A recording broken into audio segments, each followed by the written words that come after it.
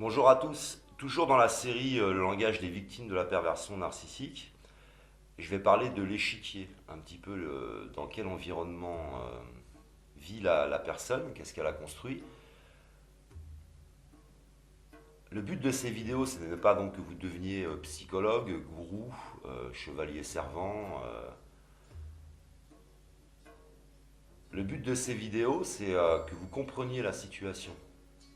À partir de là, ça vous évitera de commettre un peu des erreurs.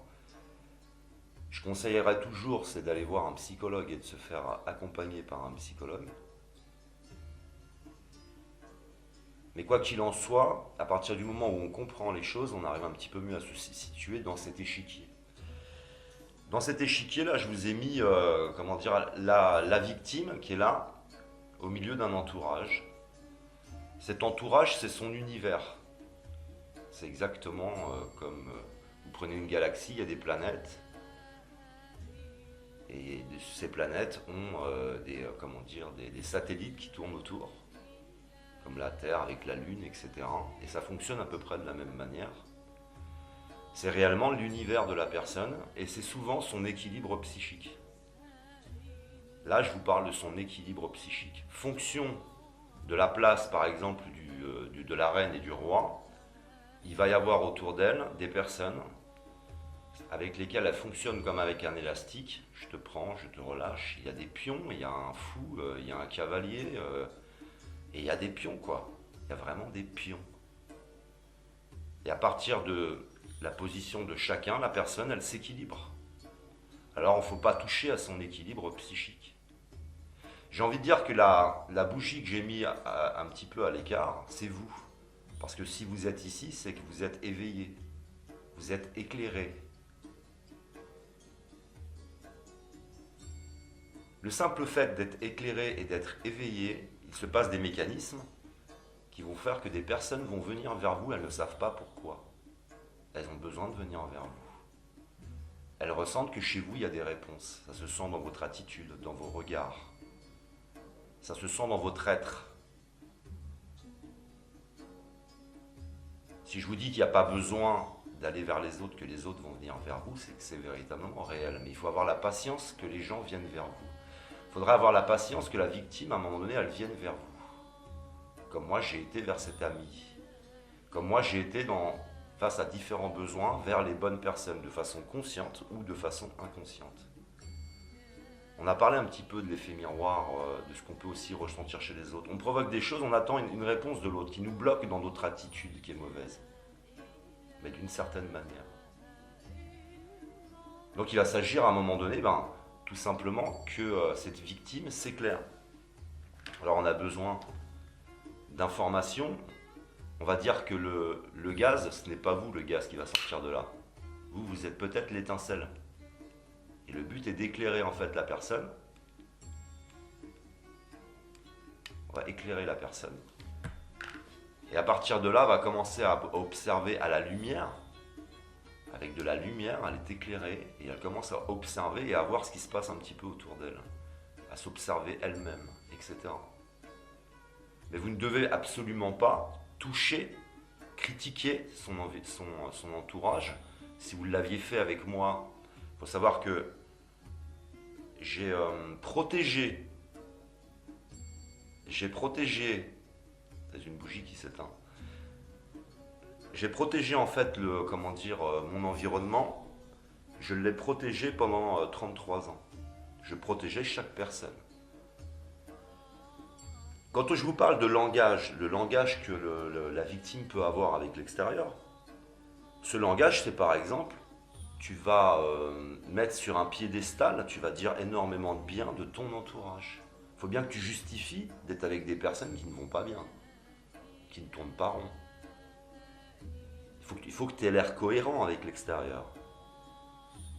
Par exemple, j'ai vécu avec une femme perverse narcissique pendant 1 an. Cette femme me disait, moi je cherche quelqu'un qui est famille. Tu dois être famille. C'est une valeur, nous sommes famille. Nous sommes aliénés en réalité. Ils étaient tous aliénés. Mais il faut bien que tu donnes une représentation extérieure favorable de tes attitudes, de tes comportements, de tes fréquentations. C'est ça le langage. Et chez la personne, il y a une discussion intérieure. Par exemple, je fais beaucoup de vidéos avec des répétitions. Je suis dans un langage intérieur que j'exprime à l'extérieur. Et c'est pas négatif, ne serait-ce que même pour vous, puisque ça vous permet de revenir régulièrement sur des choses. En revenant, elles se réassocient ensemble. Vous allez avoir une nouvelle association de choses. Vous faites un tour, une boucle, vous avez 3 éléments. Vous refaites un tour, vous y ajoutez un 4e élément. Vous refaites un tour, vous y ajoutez un 5e élément. Vous êtes en train de construire votre raisonnement. Et la personne donc, qui est victime et qui est dans cet échiquier, quand elle va commencer à s'éveiller, elle va commencer à avoir cette attitude-là. Après, elle va passer par des je t'aime plus avec cet échiquier. Et tout ça prend énormément de temps. Mais c'est elle qu'on a placé à un moment donné à un endroit de cet échiquier, elle se redéplace un petit peu et elle joue comme ça en fonction de ses besoins. Et ce sont ses besoins psychiques. Vous qui voulez aider, quel est votre but? Qui êtes-vous? En fait, vous pensez que vous allez apprendre à la personne des choses, mais en réalité, vous allez apprendre énormément sur vous, sur votre sagesse, sur votre patience, sur votre ténacité. Quel est réellement le but, la motivation de vouloir aider? Pour donner un exemple, un simple exemple, parce qu'il n'y a que vous qui puissiez répondre à cette question. J'ai souvent dans les commentaires des femmes qui me disent « Je veux aider mon mari parce que pour les enfants ». C'est une motivation qui est noble. Et c'est une façon de dire à l'autre, je trouve, je ne veux pas que tu me sois reconnaissant. Je ne fais pas ça pour que tu m'adules, je ne fais pas ça pour devenir ton gourou, ton maître. Je ne fais pas ça pour déplacer ta dépendance et que tu sois dépendant de moi. Je fais ça pour les enfants. Parce que aussi le but, il y a le but que vous présentez vous à l'extérieur de vouloir aider l'autre, mais il y a un autre but souvent à l'intérieur. Vous projetez des choses sur la personne. Par exemple, ça vous plaît, ça peut vous plaire d'essayer d'un petit peu de dire en fin de compte, c'est toi qui déconnes, et moi je suis mieux que toi, tout compte fait. On est encore avec des discussions avec l'ego, les aspects narcissiques, etc. La victime souvent est très sensible et elle va sentir les choses. Il s'agit donc simplement, si vous êtes éveillé, d'être cette lanterne pour qu'à un moment donné, elle vienne naturellement vers vous. J'expliquais que vous avez déjà vu les animaux quand on essaye de les réhabiliter et on ouvre la cage. Vous en avez certains, ils ne veulent pas sortir de la cage. Ils ne veulent pas, ils sont terrifiés. Vous en avez d'autres qui vont sortir mais comme des malades, quoi. Des fous furieux, ils se sauvent de la cage. Il y a un buisson, ils pourraient passer à côté du buisson, ils traversent le buisson, quoi. Ils sont complètement affolés. Vous voyez, les attitudes, ben, c'est un petit peu la même chose. Et vous en avez d'autres qui sortent très tranquillement, ils observent, ils regardent, ils tâtonnent. Vous avez donc différents comportements pour sortir de ce sanctuaire. Il s'agit donc que la personne, elle sorte en tâtonnant, tout doucement. Et qu'elle, par elle-même, elle bouge cet échiquier, elle le rebouge. Qu'elle entretienne une relation différente avec chaque pion de cet échiquier. Ou voir qu'elle s'éloigne complètement de certains pions. Mais c'est véritablement la représentation extérieure de son équilibre à elle psychique. Ça paraît être extérieur, ça paraît être optionnel, mais en réalité c'est son équilibre, et on ne touche pas son équilibre, on ne critique pas son équilibre, et on laisse la personne s'exprimer, et petit à petit elle va changer d'avis. Petit à petit, elle va s'apercevoir par elle-même, sans rien vous devoir. Je répète que les personnes sont souvent dans une dépendance intellectuelle. Ils sont touchés dans l'autonomie. Ils s'entretiennent eux-mêmes dans ce manque d'autonomie pour ne pas changer de place. Parce que si je change de place, est-ce que ceux dont j'attends l'amour vont continuer à m'aimer ? Je suis avec quelqu'un qui a de l'argent parce que ça m'apporte. Quand je dis je suis avec quelqu'un, ça peut être quelqu'un de l'entourage, un ami. Mais j'ai cette relation parce que j'ai le sentiment que ça m'apporte une sécurité financière personnelle si j'avais un problème, par exemple. Et on peut penser comme ça. Ça peut paraître choquant. Mais des fois, on a juste besoin de ressentir des choses. Mais n'y a-t-il que cette relation en réalité entre les deux personnes? N'y a-t-il pas quelque part de l'affectif qui est refoulé? Donc si je n'ai plus besoin d'argent, est-ce que je continuerai à avoir cette relation? Si je ne l'ai plus, qui est-ce que j'ai? Donc il s'agit de bouger dans cet échiquier pour la personne, et il s'agit de remplacer aussi, et ou de changer simplement la forme de la relation. Et de façon inconsciente, on protège toutes les petites choses pour que rien ne bouge. Imaginez quelqu'un s'amuse à vous bouger psychiquement, il ne faut pas vous bouger psychiquement. Il faut discuter avec la personne. Il va s'agir donc de créer un dialogue avec la personne. Est-ce que vous êtes la bonne personne? J'ai vu par exemple mon ex-compagne avec qui je suis resté 25 ans, qui m'avait choisi parce que j'avais des problèmes. Parce qu'elle avait d'autres problèmes. Et mon état psychique et psychologique convenait à ses problèmes. Et lui permettait, elle, de se maintenir dans une certaine situation. Elle voulait que je change. Mais quand j'ai changé, elle s'est retrouvée face à elle-même et à tout un tas de choses qu'elle devait changer. Au point où on a été ensemble voir quelqu'un, un conseiller. Donc moi, j'ai pas joué le gourou, j'ai dit simplement on va aller voir quelqu'un, on va se faire conseiller. Parce que j'étais en train de changer. Du coup, ça changeait sa position à elle. Donc des fois, vous allez vouloir changer la personne, mais ça va vous causer des problèmes. Beaucoup peut-être de problèmes. Et que peut-être que vous n'êtes pas dans un amour inconditionnel, parce que si ça se trouve, vous allez devoir vous après faire un travail. J'en suis pas certain. Mais ça peut arriver. Et c'est ce qui nous était arrivé. Et elle n'a pas supporté. Alors elle a manipulé le conseiller. Elle le manipulait. Il y a des choses qu'elle ne pouvait pas voir d'elle-même. Pourtant, pendant des années, j'étais soi-disant le centre du problème. Il y a donc tout un tas de phénomènes qui se passent comme ça, où on n'a pas forcément conscience de tout ça, mais peut-être que vous avez un problème en fait. Et vous voulez aider la personne qui a un problème. Ça vous évite de travailler sur vous-même. Et peut-être pas. Donc il s'agit d'être éclairé et d'attiser chez l'autre l'envie. Il va donc falloir créer un dialogue, créer une connexion. Cette connexion, elle peut se faire de deux façons. La première façon, la personne d'un coup va se mettre à vous parler, vous ne savez pas pourquoi. Mais c'est ça l'idéal. Ce n'est pas vous qui allez créer le dialogue. Ce n'est pas vous qui allez bousculer la personne. Vous allez la laisser venir vers vous et créer elle-même ce dialogue. Elle peut le faire de deux façons, d'une façon positive et d'une façon négative. Elle met en place quelque chose, vous la bloquez dans ce qu'elle met en place parce que c'est négatif, parce que c'est malsain, mais vous ne la jugez pas. Vous dites simplement, en gardant votre calme, etc. Ce qui est en train de se passer là, moi, ça ne me plaît pas. Et après, ça va vous permettre d'ouvrir le dialogue et d'aller un petit peu plus loin, de présenter vos intentions. Moi, je ne te juge pas, je suis plutôt à estimer une situation, je suis en train de souffrir, etc. J'en sais rien.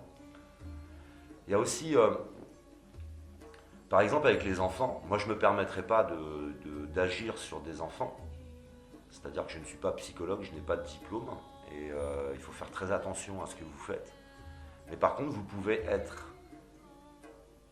ça m'a rendu service quand j'étais enfant, vous pouvez être un repère, créer un repère. Vous pouvez avoir des discussions sur des sujets, donner des exemples. Vous n'êtes pas en train de faire une psychothérapie. Par exemple, avec les enfants, si je devais m'occuper d'enfants, je prendrais des outils. Je prendrais le cheval, j'aime les chevaux. Et j'essaierais de mettre en avant des choses qui se passent dans un manège. Un manège. Quel est ce manège? Parce que par exemple, vous avez la personne qui entraîne le cheval, qui le dresse, parce que souvent ce ne sont pas des éducateurs, mais ce sont des personnes qui veulent dresser, qui veulent soumettre, qui veulent que ça aille vite. Tu as le dresseur qui est au milieu et tu as le cheval qui tourne autour comme ça. Et le dresseur demande au cheval de s'exprimer. Exprime-toi. Il le tient avec une longe. Et puis il a son fouet, quoi. Et puis je te claque. Si ça va pas, je claque. Je te punis. Je te demande de t'exprimer, je te punis de t'exprimer, jusqu'à que j'obtienne exactement ce que je veux de toi. Et souvent, c'est ce que la victime vit. Elle tourne autour de la personne, et l'autre lui demande en permanence de s'exprimer, de s'exprimer. Rarement, le dresseur s'exprime. Il veut que toi, tu t'exprimes pour mettre en avant tes erreurs. Il ne veut pas s'exprimer lui. Alors tu vas utiliser le cheval dans tout un tas, parce qu'il y a un tas d'exemples que tu peux utiliser avec le cheval comme un outil, par exemple, sans jamais parler de l'enfant. Et à un moment donné, ça travaille là-dedans.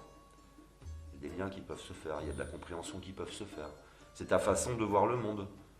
Lui offrir une façon différente de voir le monde. Lui parler de sa position. C'est quoi un enfant? Sans parler de lui, mais t'es un enfant. Tu dois vivre une vie d'enfant, tu dois vivre dans l'insouciance, etc. Mais en tout cas, personnellement, je ne m'amuserai pas à le faire. Parce que ce n'est pas amusant et parce que c'est risqué. Mais voilà, pour la victime de la perversion narcissique, elle est dans un échiquier, elle le protège, elle le sacralise, elle est dans son sanctuaire et elle a créé toutes sortes de formes de relations. On y viendra, hein, je vais faire des vidéos sur ce sujet. Mais je voulais bien que vous compreniez qu'en fait, c'est comme de la dynamite. Vous êtes comme un démineur et vous voyez, à la fois les démineurs envoient des robots, quoi. Et bien c'est un petit peu la même chose. C'est-à-dire que vous ne touchez pas à ça. Et si vous commencez, comme mon ex-compagne l'avait fait, à juger l'entourage, c'est l'équilibre psychique de la personne que vous êtes en train de juger et de stigmatiser. Est-ce que la stigmatisation, est-ce que les critiques, est-ce que tout ça en fin de compte est favorable? Est-ce que c'est la bonne façon d'aborder les choses? Comment je dois aborder les choses? Donc je vous dirais d'abord la création d'un dialogue, mais vous devez être cet asile. Vous savez, les journalistes qui quittent leur pays pour demander l'asile politique. Dans leur pays, ils ne peuvent pas s'exprimer, ils ont un certain langage. Ils vont changer de pays, ils vont avoir un autre langage. Ils vont fuir, il leur faut un asile. Êtes-vous un asile? En êtes-vous certain? Avez-vous médité sur ce qu'est un asile en réalité? Avez-vous donc la capacité d'offrir à la personne de la sécurité? Elle a besoin de sécurité pour venir vers vous, pour se confier à vous. Il lui faut autre chose, il lui faut un autre pion. Est-ce que vous êtes prêt, vous, à être un pion et à être utilisé? Êtes-vous dans un amour, si vous êtes dans une relation amoureuse, dans un amour inconditionnel, tu ne me devras rien? Que va devenir la personne une fois qu'elle va se délivrer du mal, qu'elle va pouvoir utiliser son énergie de la bonne façon, qu'elle va se réaliser? Peut-être qu'en fait, vous n'êtes pas la bonne personne pour elle. Vous n'êtes que la bonne personne en fonction de la situation. Vous êtes dans cet échiquier. Il faudra aussi donc peut-être que vous changiez votre propre place, que vous changiez vous-même certaines choses par rapport à cette relation. C'est hyper complexe. Moi, je vous conseille d'aller voir un psychologue. Maintenant, vous avez peut-être suffisamment d'avance, suffisamment de connaissances, pas beaucoup de moyens financiers. Vous voulez essayer de faire des choses pour améliorer votre vie. Donc, il faut véritablement prendre des pincettes. Avoir cette sagesse et cette patience. Avoir les bons objectifs, les bons buts. Être certain que vous n'êtes pas en train de projeter des choses. Parce qu'on projette, je vous ai expliqué que ma mère biologique nous avait mis au monde, elle projetait des choses sur nous. Ces choses ne se faisant pas, elle a été déçue. Alors on projette en permanence des choses sur les autres. Vous projetez des choses sur moi. Si je vous vois, je vais projeter des choses sur vous. C'est pas agréable parce qu'on aime vivre une vie instinctive, ne pas méditer, ne pas réfléchir à tout ça.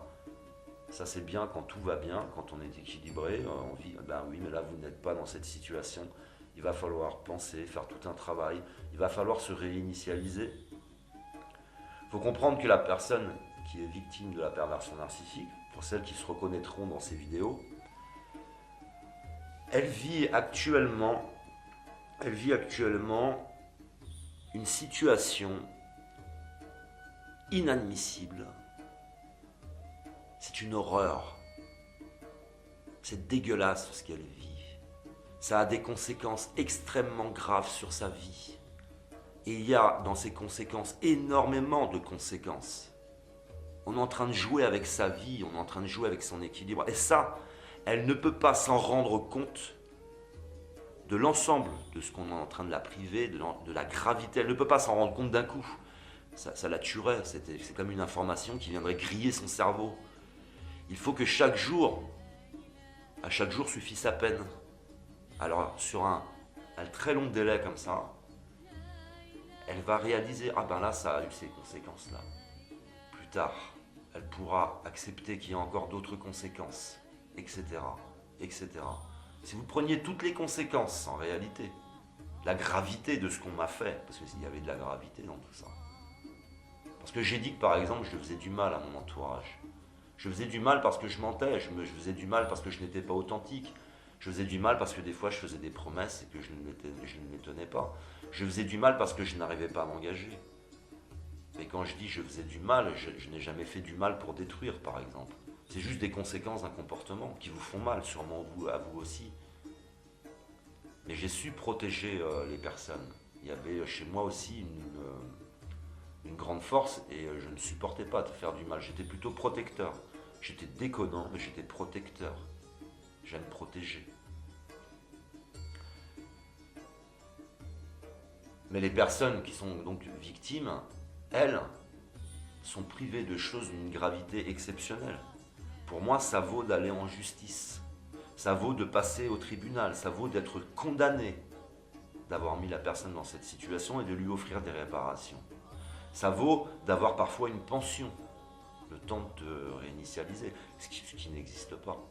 À moins que tu sois complètement démoli, comme ma mère biologique, qui a été, à la fin de sa vie, considérée comme handicapée.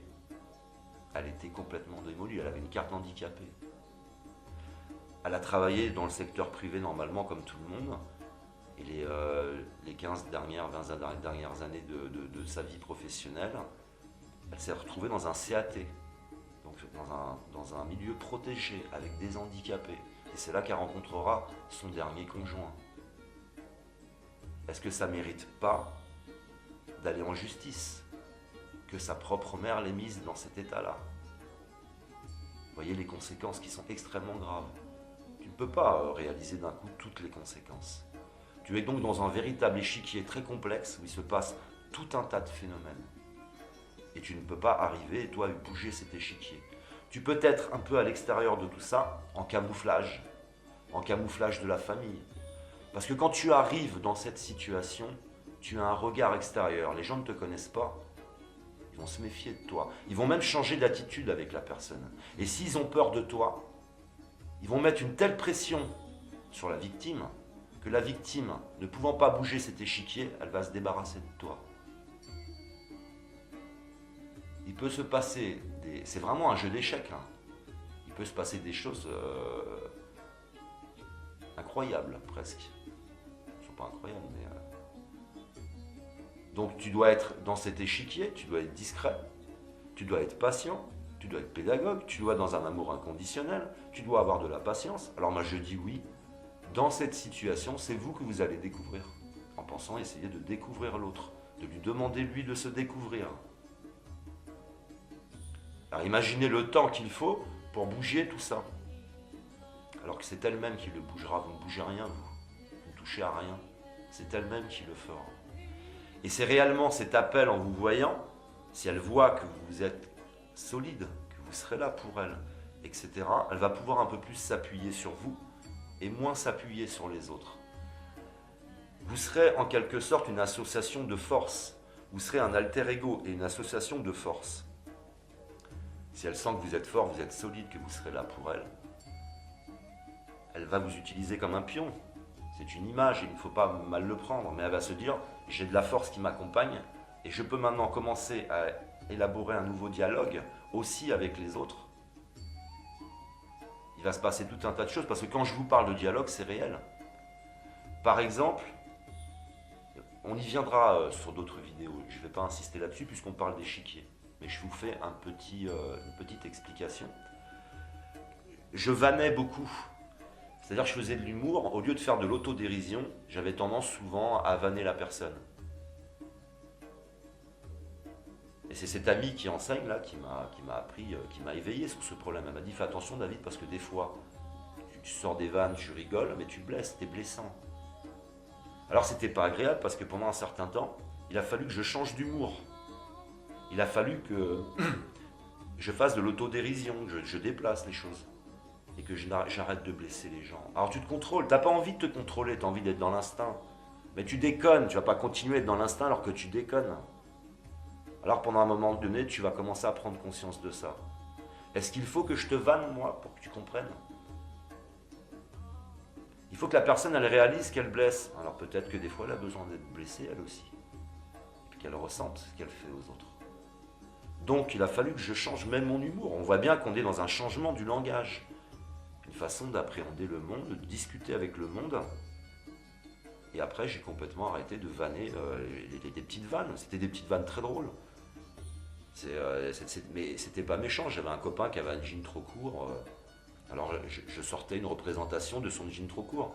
Mais en réalité ça le blessait, il n'avait pas besoin qu'on lui dise ça. Et puis tu peux très bien rigoler de tout un tas de choses. Mais de quoi? J'ai vécu dans un monde où tout le monde vannait tout le monde. Tu étais toujours en train de te faire vanner. Donc je vais changer de dialogue comme ça. Mais ça ne se fait pas en 2 jours. Il y a une prise de conscience. Et après il y a des essais. Tu dois réapprendre à faire de l'humour. Alors tu vas faire des essais. Tu essayes. Tu es dans un dialogue avec l'extérieur où tu es en train d'essayer des choses. Tu apprends une autre langue. Tu es dans un autre langage avec l'extérieur. Et petit à petit, ton toi véritable commence à naître avec une nouvelle façon de s'exprimer. Et tu l'apprécies. Mais imaginez le temps, rien que pour ça. Il faut du temps. C'est un reconditionnement. C'est réellement un reconditionnement que j'ai vécu. Donc vous voyez bien que cet échiquier il est complexe. Vous voyez bien que vous ne pouvez être qu'une lanterne quelque part qui est éclairée où la personne va venir vers vous et avec qui vous allez avoir des discussions. C'est aussi pour ça qu'à partir du moment où l'autre est éveillé, je vous dis, vous pouvez aller sur des sites ensemble, discuter de tout ça. Mais vous ne dites pas à la personne ce qu'elle doit faire, vous ne dites pas à la personne ce qu'elle doit penser. Simplement, vous êtes quelqu'un, un compagnon de voyage, quelqu'un avec qui on marche, avec qui on discute. En permanence en vous rappelant qu'il y a peut-être des moments où vous aurez vous à vous remettre en question, ou que peut-être cette personne va laisser naître un personnage très particulier qui va partir et faire sa vie peut-être. Donc vous êtes dans cet amour inconditionnel et vous êtes prêt à faire sa valise, à lui faire sa valise, alors que vous l'aimez par exemple, et elle ne vous devra rien. Comment aborder elle ne vous devra rien? C'est qu'est-ce que vous projetez vous sur la personne? C'est ce que vous vous imaginez de vous-même, la place que vous prenez dans cette histoire. Donc vous allez devoir, pour être cohérent, pour ne pas affoler la personne,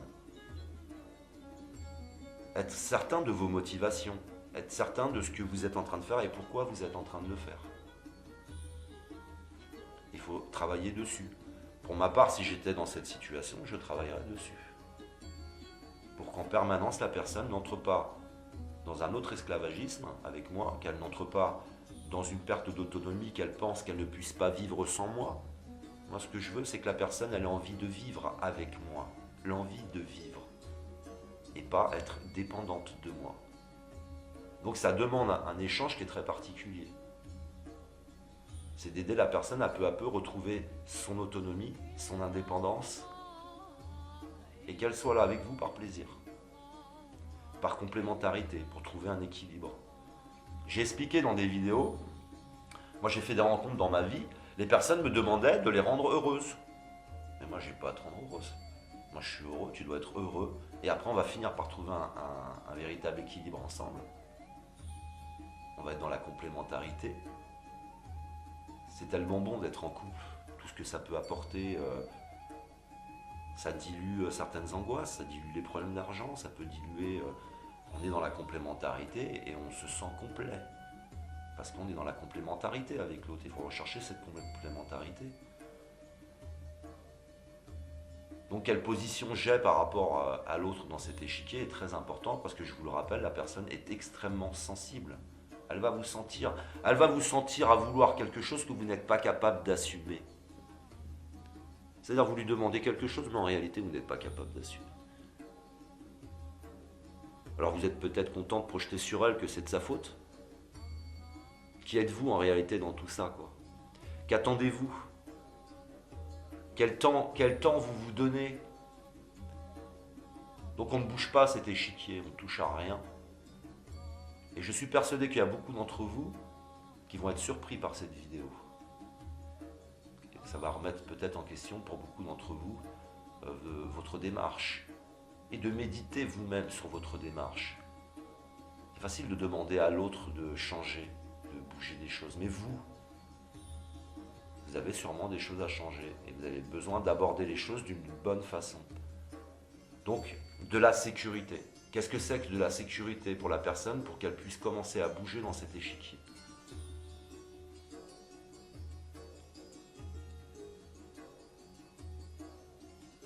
Elle est très angoissée, la personne. Elle est très sensible au moindre mouvement. Les autres ressentent aussi ces moindres mouvements. Si vous êtes en couple, très récemment en couple par exemple, que vous êtes éveillé sur la situation, les autres le sentent. Ils sont eux aussi très sensibles. Vous voyez, c'est vraiment comme si on était avec de la dynamite dans les mains, quoi, qui peut vous péter au visage n'importe quand, quoi. Mais si vous avez la bonne position, alors il peut commencer à se mettre en place ces mécanismes-là de délivrance, d'éveil, etc. Voilà, je pense que j'ai été relativement clair. Parce qu'on pourrait, oui, aller plus loin. Est-ce que c'est nécessaire? Mais comprenez bien que toutes les choses qui sont en place, le dialogue qui est fait avec chaque pion, chaque personne, la personne, ça va de la façon de s'habiller, la façon de s'exprimer, la façon de marcher. Ça se voit dans la démarche aussi. Alors ne vous inquiétez pas si vous avez été victime, hein. Il y a très peu de personnes qui voient dans votre démarche. C'est infime, puisque notre société est complètement appauvrie en connaissance, en sagesse. On est tous dans l'instinct, dans le consumérisme, etc. Donc ne pas être avec la personne dans le consumérisme, on n'est pas là pour la consommer. Mais on a été privé de tout un tas de connaissances depuis très très longtemps. Ce sont des centaines d'années de retard.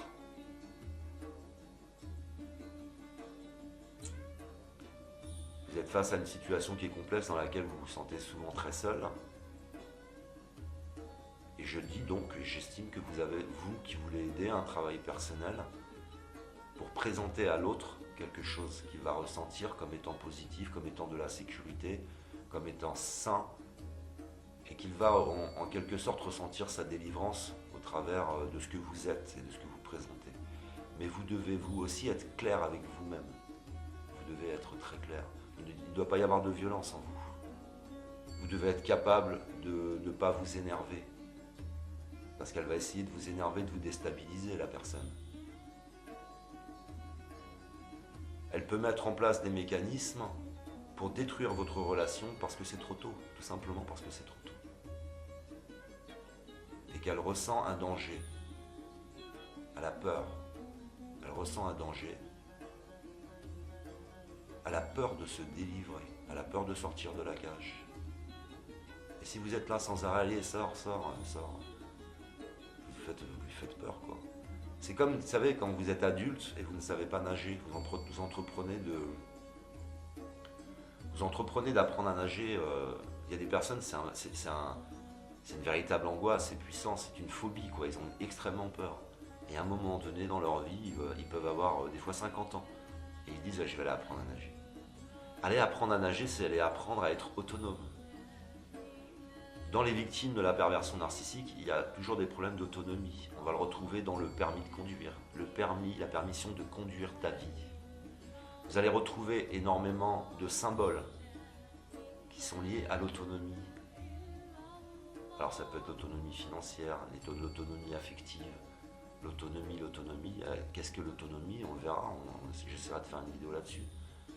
Mais vous voyez bien que la situation, parfois, elle est très complexe, elle est très dure à vivre. Et il faut en plus sauver les apparences. Alors si vous avez l'air d'avoir découvert toutes les fausses apparences, ça fait peur, quoi. Alors que vous pourriez avoir une démarche sincère, saine. Mais si vous présentez les choses de la mauvaise façon, ça va tout foutre en l'air. Enfin, vous risquez de tout foutre en l'air. C'est hyper compliqué à aborder cette situation, aider l'autre. Si c'est un frère, si c'est un enfant, si c'est votre conjoint, si c'est un collaborateur, si c'est un ami. C'est votre envie des fois qui est tellement forte d'aider l'autre qu'elle en devient une pression. C'est la nécessité de ne pas lancer des discussions, mais que ce soit l'autre qui les lance, les discussions. Et souvent, c'est lui qui lancera des discussions et un jour il vous dira j'en ai marre parce qu'on parle un peu trop de tout ça, alors que c'est lui en permanence qui vous en parle. Il projettera des choses sur vous reprochera des choses injustes. On verra tout ça, mais il y a les changements d'humeur. Parce que les angoisses quand elles te viennent, les pressions qui sont là, tu choisis pas qu'elles te tombent dessus, tu choisis pas d'y penser. C'est quelqu'un qui t'a appelé dans la journée. Toi, tu es avec, tu ne sais pas que la personne l'a appelé, puis d'un coup, elle est de mauvaise humeur. Et là, il y a les pressions qui reviennent. La personne qui a appelé est venue éveiller les démons chez elle. Alors la personne, tu la comprends pas. C'est une gestion de l'énergie qui est particulière.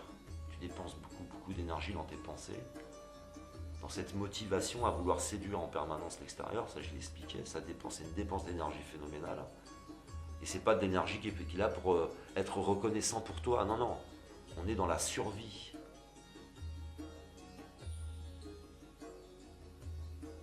Cette vidéo, elle est importante. Comprenez bien qu'en fin de compte, en voulant aider, vous pouvez tout exploser. La personne va souvent vous reprocher tout un tas de choses. Vous allez vous dire, elle me reproche, David, elle me reproche. Mais non, elle est dans un dialogue intérieur. Elle essaye des choses avec l'extérieur, comme ça. Il y a toujours un dialogue, un va-et-vient. J'envoie des choses, je récupère une réaction. Et j'essaie de reconstruire mon psychisme. La prochaine vidéo, je vais travailler, parce que ça reste en rapport avec ça, je vais parler de la structure. La structure mentale des personnes qui se sont construites dans la perversion narcissique. Ça a un lien avec l'échiquier, ça a un lien avec la place, tout ça va ensemble. Et vous verrez que c'est très complexe tout ça. Et en même temps, ça peut être simple une fois qu'on a compris. Mais ne soyez pas donc une pression. C'est un petit peu, vous savez, quand je vais dans un pré et qu'il y a des chevaux, j'aime bien attiser la curiosité du cheval. Mais quand vous allez caresser le cheval, c'est pas lui qui vous l'a demandé, on ne vous demande pas de le caresser, c'est vous qui vous dites il va aimer que je le caresse. Alors qu'en réalité, il est peut-être en train de penser, il est peut-être en train de se reposer, il a besoin de tranquillité. Et vous projetez sur l'animal, je vais aller le caresser, ça va lui faire du bien. On n'a rien à cirer des fois de vos caresses. Alors prendre la patience de dire, je vais rester à l'écart et je vais attiser la curiosité et il va venir me voir. Et là, je vais établir un dialogue avec lui. Ou peut-être qu'il ne va pas venir me voir. Alors avez-vous la patience d'attendre que ce déclic, que la personne elle vous choisisse. Alors avez-vous cette patience-là. Que peut-être elle ne va pas vous choisir aussi. Parce que vous imaginez des choses de vous-même par rapport à la personne. Mais la personne, vous n'avez pas de recul sur vous-même. Mais la personne, elle a du recul sur vous. Et peut-être qu'il y a quelque chose qui ne va pas. Et il faut aussi l'admettre, ça. Ça ne correspond pas à ses attentes pour pouvoir entamer un dialogue avec vous. C'est aussi, il y a le problème de ce que l'on s'imagine de soi. Et donc, dans ce qu'on projette, la projection, ça c'est intéressant. Je ferai peut-être une vidéo exclusive là-dessus. On projette énormément. Par exemple, j'ai vu des personnes posséder des chevaux qui s'en occupent absolument bien. Ils sont vraiment des passionnés, ils aiment l'animal, ils sont dans la compassion, il y a tout un transfert. Et vous avez des personnes qui projettent des choses sur l'animal, elles ont juste besoin de posséder un cheval pour dire je possède un cheval, pour se donner une bonne image d'eux-mêmes. Est-ce que dans votre démarche, vous n'êtes pas en train d'essayer de donner une bonne image de vous-même? Il y a toute une réflexion à avoir donc autour de cette compréhension du langage de la personne et ou de vouloir l'aider. Et véritablement, je conseille d'aller ensemble, si vous êtes par exemple en couple, voir un psychologue pour que le psychologue vous dise la position que vous devez avoir. Et que vous ne preniez pas la place du psychologue. Mais être un soutien. Vous savez, j'ai pris la représentation sur ma chaîne d'une personne qui part en expédition. C'est une expédition. Vous êtes à côté de la personne. Comme autre représentation qu'on pourrait avoir, c'est un cockpit. Un cockpit d'un avion de ligne, il y a 2 personnes dans le cockpit. Mais là, maintenant, vous n'entrez pas dans le cockpit. On prendra plutôt la représentation de 2 avions de chasse, par exemple. Ou 2 avions de loisirs, plutôt, de chasse. Mais 2 avions de loisirs. Et chacun a son avion, l'un à côté de l'autre. Vous êtes reliés, vous vous parlez. On fait ce vol ensemble. Vous voyez ? Mais pas être dans le même cockpit. Vous n'entrez pas dans la personne. Vous ne prenez pas les commandes. Vous voyez, il y a tout un travail personnel à faire, toute une réflexion personnelle à faire. Et après, les choses peuvent se mettre en place avec beaucoup de tranquillité, beaucoup de paix. Sachez qu'à partir du moment où vous avez établi le dialogue, vous avez fait quelque chose d'énorme. À partir du moment où la personne commence à s'éclairer, c'est énorme, c'est extraordinaire, c'est magnifique, c'est génial, c'est déjà beaucoup. Et après, elle a juste besoin d'une personne qui l'accompagne ensemble. Mais à un moment donné, elle peut décider de partir. Soit parce qu'elle se réalise, elle s'éveille, et que vous, en fin de compte, vous ne changez jamais de position. Il peut y avoir tout un tas de phénomènes, quoi. Voilà, j'espère avoir été assez explicite sur l'échiquier, que vous compreniez un petit peu tout ce qui se passe, que vous trouviez vous-même votre place dans cet échiquier. Une place qui soit... parce que vous n'êtes peut-être pas prêt vous-même, mais qui vous permettent surtout, moi, ce que j'aime là dans cette série, c'est de vous faire prendre conscience du langage que la personne a avec l'extérieur, parce que la prise de conscience en général nous permet d'éviter de faire des erreurs. On a souvent des réponses qui sont en nous, et il y a tout un tas de choses qu'on peut faire par soi-même, et qui peut nous emmener à éviter la destruction, quoi. Parce qu'une destruction, elle prend un certain temps. Détruire son couple, ça prend un certain temps. Moi, j'ai vu, par exemple, pour le second conjoint de ma mère biologique, ça a pris 7 ans. 7 ans pour tout détruire. Mais des fois, en voulant aider, ça peut tout détruire en 15 jours. Parce que vous allez véritablement faire peur à la personne. Par contre, si c'est sa démarche à elle, si vous avez été peut-être juste l'étincelle à un moment donné, si c'est sa démarche à elle, du coup, vous devenez favorable. Puisque vous l'accompagnez dans cette démarche et que vous ne lui demandez rien, vous ne lui demandez pas de résultats extraordinaires, vous ne mettez pas de pression, vous ne demandez pas de temps. Donc vous pouvez devenir favorable en fin de compte. Alors qu'à la base, le fait de voir les choses, de voir l'invisible, ce n'est pas forcément favorable pour la personne, elle en a peur. Bien comprendre la peur, les angoisses, la structure de son raisonnement, son psychisme, tout ça est est incontournable. Nous les êtres humains, on aime contrôler, on aime dompter l'animal sauvage, le mettre dans une cage, on aime ça, on projette des choses, on s'imagine qu'on nous regarde d'une certaine façon. Moi, quand je regarde un type dompter un lion, je regarde quelqu'un de très pauvre, qui ne se rend pas compte de la place du lion, de la place de tous ces animaux sauvages. Quand je vois des gens dompter des éléphants, là, les faire se mettre assis, debout, je vois une très grande pauvreté, quoi. Ils me font pitié. Mais eux, ils se sentent admirés. Regardez ce que j'ai fait. Regardez comment je dompte la nature. Regardez comment nous domptons nos jardins. Le fauchage tardif, tout ça, on s'en fout. La nature, les abeilles, tout ce qui peut se passer, on s'en fout, on dompte tout. Tu domptes ton gazon, tu domptes tes buissons, tu domptes tes arbres, tu domptes absolument tout. Tu veux dompter tes enfants, tu veux dompter ta femme ou ton mari, et on veut tout dompter, quoi. Et ça, c'est une approche, c'est une éducation qui est perdue. La société a perdu ça. Et là, est-ce que vous êtes là encore à vouloir dompter la personne, la regarder de sa position, et je vais te changer de position, quoi. Dans quelle démarche vous le faites, tout ça? Et c'est très fort en nous, c'est très fort dans notre société, dompter tout, quoi, tout contrôler, quoi. Et tous les peuples qui ne contrôlaient pas, on les anéantit. On veut aussi agir sur eux, on va changer votre façon de penser, on va changer votre façon de vivre. Et on va tout dompter. Vous voyez, tous les peuples, tous les conflits qu'il y a eu dans l'histoire de l'humanité, pour prendre à l'autre des choses, le dompter, lui demander de changer sa façon de penser. Je vais t'emmener mon dogme, tu dois aimer mon Dieu, etc., etc. On est toujours, et on est de génération en génération, on nous le transmet ça. Quand j'ai commencé à avoir les premiers échanges avec les animaux, j'éduquais pas l'animal, j'essayais d'abord de le dresser, mais ça me faisait du mal, puisque forcément, je transférais des choses sur l'animal. Alors après, j'ai appris à éduquer l'animal. J'ai changé ma façon de voir les choses peu à peu, ça prend du temps aussi tout ça.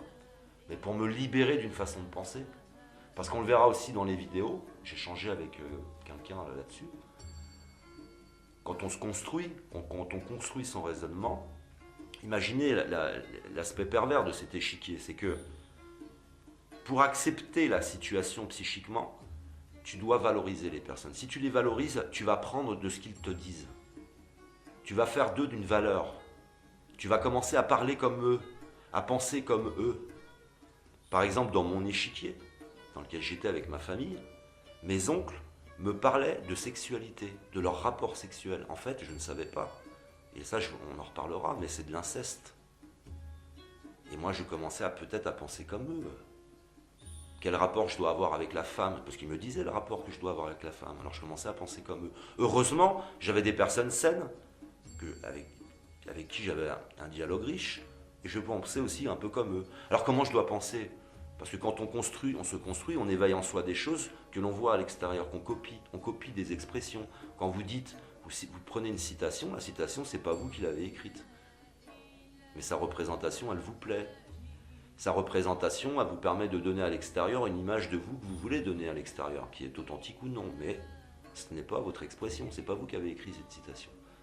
Et bien c'est la même chose, vous êtes sans cesse en train de répéter des citations des autres, leur façon de penser. C'est là que vous commencez à perdre votre identité, vous voulez leur ressembler, vous n'êtes plus vous-même, etc. Vous voyez, tout ça est hyper complexe.